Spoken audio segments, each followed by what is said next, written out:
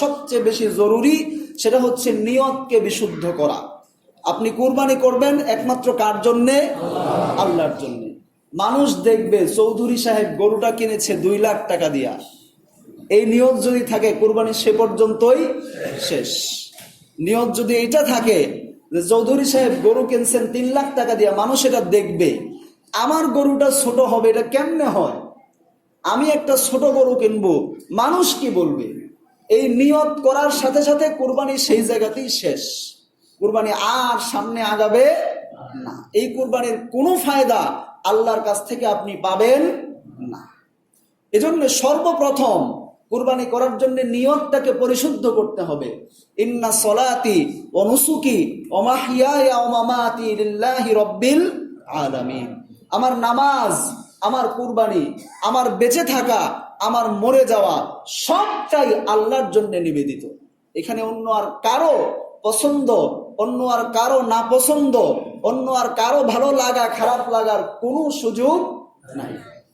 আমার যতটুকু সামর্থ্য আছে, আমার সামর্থ্য অনুযায়ী আমি আল্লাহ তাআলার জন্য কুরবানি দিব। আমার যতটুকু সামর্থ্য আছে, আমার যোগ্যতা অনুযায়ী আমি আল্লাহ রাব্বুল আলামিনের জন্য কুরবানি দিব। এখানে কে কি বলল আর কে কি মন্তব্য করলো, এই বিষয়গুলোর সামনে আনার কোনো প্রয়োজন নাই। এখন আপনি কুরবানি করবেন, পশু বাছাই করতে গেছেন, পশু বাছাই করে বাজার থেকে যে পশুটা কিনবেন, এই পশুটা কেমন হবে? অনেকে বিভিন্ন মাসালা জিজ্ঞেস করেন। আমি এই কথাগুলো আগেও বলেছি, আবারও স্মরণ করানোর জন্য বলতেছি। বিভিন্ন মাসালা অনেকেই জিজ্ঞাসা করেন যে হুজুর, কুরবানির পশুর কান যদি কাটা থাকে এটা দিয়ে কুরবানি হবে? পা যদি খোঁড়া থাকে এটা দিয়ে কুরবানি হবে? চোখ যদি না থাকে এটা দিয়ে কুরবানি হবে? এই প্রশ্নের উত্তর আমি দিব না, উত্তর আপনার কাছে দিবেন, আপনি নিজে উত্তর দিবেন। আমি শুধু একটা এক্সাম্পল আপনার সামনে পেশ করব। বিষয়টা হচ্ছে, বাংলাদেশের প্রধানমন্ত্রী যদি আপনাকে বলেন যে আমার জন্য তুমি বাজার থেকে একটা গিফট কিনে আনবা, এটা হতে পারে একটা পশু, হতে পারে যে কোনো কিছু, তোমার সামর্থ্য অনুযায়ী 5 লাখ টাকাও লাগবে না, 2 লাখ টাকাও লাগবে না, তোমার যোগ্যতা যদি থাকে 1000 টাকার, তুমি 1000 টাকা দিয়েই আমার জন্য একটা গিফট কিনে আনবা। আপনি বাজার থেকে যে গিফটটা কিনবেন, এই গিফটের সাইড দিয়ে ভাঙ্গা, এটা আপনি কিনবেন? কথা বুঝেন না, কালারটা নষ্ট, এটা কিনবেন? এই গিফটের যে প্যাকেটটা আছে, প্যাকেটটা ছিঁড়া, ওইটা কিনবেন? কোনটা কিনবেন? আপনার সামর্থ্য অনুযায়ী, আপনার সামর্থ্যের বাইরে না, কিন্তু আপনার সামর্থ্য অনুযায়ী বাজারের সেরা যেটা, যে আপনি যদি শোপিসও দেন, একটা শোপিসও যদি দেন, দেখবেন বাজারের 2-3টা মার্কেট ঘুরবেন, ঘুরে সবচেয়ে ভালো শোপিস যেটা ওইটা দিবেন। কেন? কে বলছে দেওয়ার জন্যে? প্রধানমন্ত্রী। প্রধানমন্ত্রী দেওয়ার জন্য বলছে, এই জন্য 3-4 মার্কেট ঘুরে সবচেয়ে ভালো শোপিস যেটা সেটা দিবেন। আল্লাহ তাআলা বলেছেন কুরবানি দেওয়ার জন্য।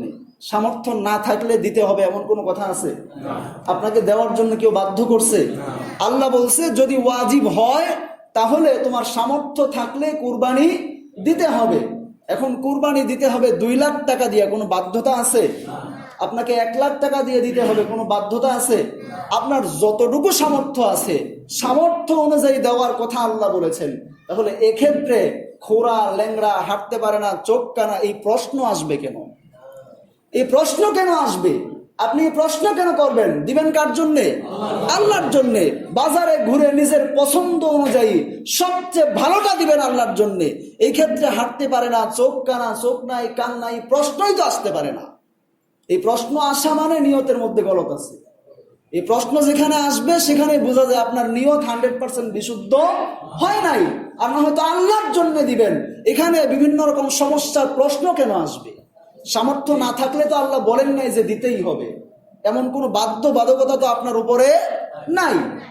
আল্লাহ তাআলা বুঝার তৌফিক দান করুন।